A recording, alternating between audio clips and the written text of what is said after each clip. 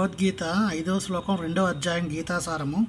గురు సహత్వా హి మహానుభావాన్ శ్రేయో భోక్తుం వేక్షం మపీహ లోకే హత్వార్థకామాస్తు గురూని హైవ బుజ్జీవ భోగాన్ రుధిర ప్రతిజ్ఞాన్.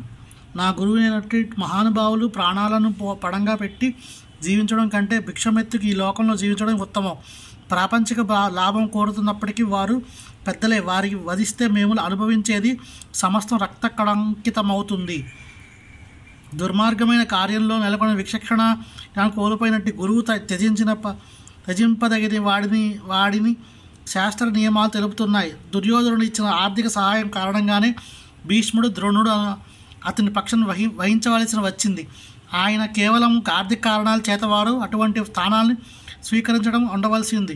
ఇటువంటి పరిస్థితుల్లో వారు గురువులు తమ గౌరవాన్ని కోల్పోయారు. అయినప్పటికీ వారు తనకు పెద్దలుగానే ఉంటారని, అందుకే వారిని వధించిన తర్వాత భౌతిక లాభాలను భోగించడం అంటే రక్త కళంకితమైన వాటిని అనుభవించడమే అవుతుందని అర్జునుడు తలచాడు. హరే కృష్ణ.